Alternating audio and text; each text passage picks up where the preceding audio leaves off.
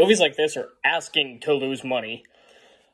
A couple days ago, I was recently made aware that there was a climate change political documentary made and starring AOC. Doesn't that sound appealing to everybody? No, it does not. And a couple things. One, I did not find out about this myself. I actually found out about it from a video by Brett Cooper, full video by clicking the card. And I'll have a link to that in the description as well, I guess.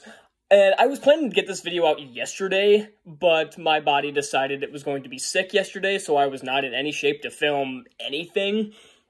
So, now that I'm back in shape, I'm able to film this, and again, I say this with every movie like this, get woke, go broke, and it's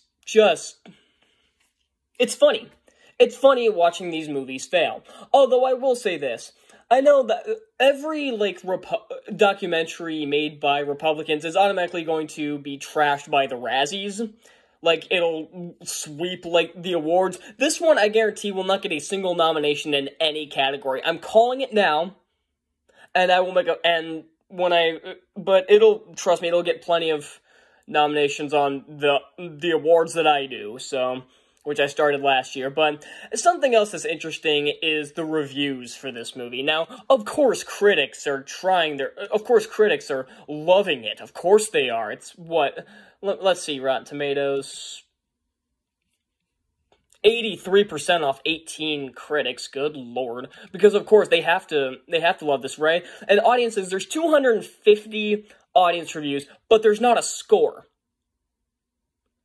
And why do you think that is? Is because every single one of these is a 1-star or below, at least as far as, the first page goes of all audience reviews. The measly reviews are so bad that they will not show it. Which shows that Rotten Tomatoes and all these other sites are again, trying to help it out, trying to cover it up. Okay, yeah, looking at this first one, I'm deeply passionate about climate change, but this is truly laughable. The worst documentary covering the topic I've seen. It's 30% climate, 70% social posturing, and so lame. No wonder people dislike us with these smooth brains as face of the movement and their patronizing rhetoric. AOC's narcissism truly knows no bounds. Well, yeah, that's definitely true.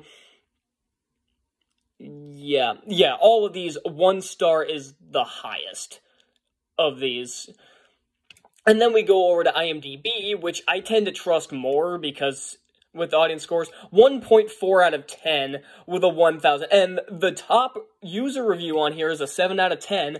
10 people found this helpful. 110 said it was not helpful. Gee, I wonder why. But back to the box office, because that's what I was really making this video about. I don't know what the budget was for this one. I guarantee it probably wasn't more than $12 and a couple of expired Starbucks coupons. But in its opening weekend, it made $10,000. Yeah, really. And in total gross, $15.8 thousand.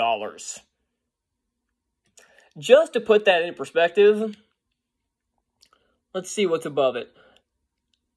Disciple, whatever that is. There are movies that came out in... There's a movie that came out in 14 theaters that made $30,000 more. Yeah.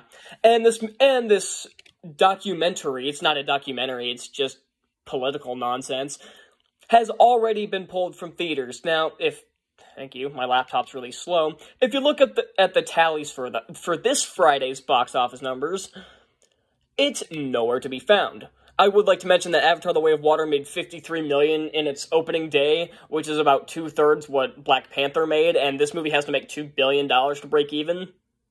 Good luck with that. And thankfully, another woke movie that I will not see. I'm not seeing this documentary either. And I'm not seeing this movie either, the She Said about the frickin' the Harvey Weinstein stuff. I hate Harvey Weinstein, but I'm not gonna watch the movie because it's just a bunch of, again, political...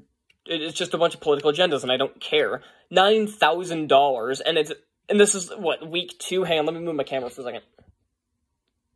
No, it's 4th week. But this one hasn't made too much money, either. Yeah, $10.6 million? No. But, again, this really, this at least shows that people are starting to be fed up with this bullshit.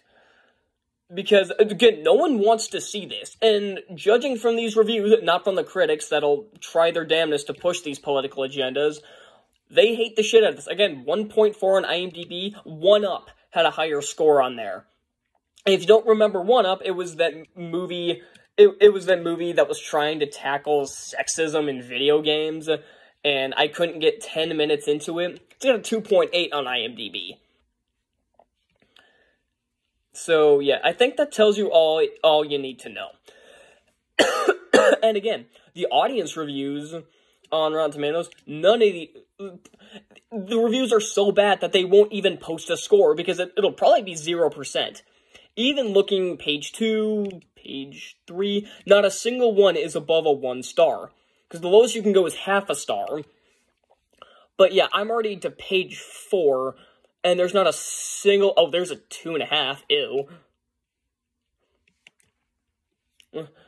But other than 1, I haven't seen anything... There's another 1.5, but you see my point. That's like page 7. And I've seen 2 reviews that were above a 1 star.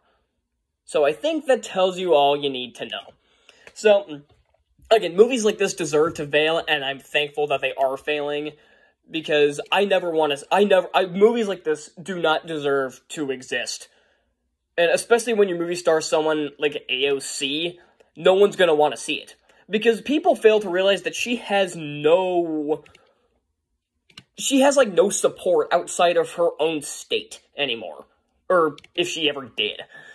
So, yeah, that's all I got for this, and I guess I'll see you all next time. Bye.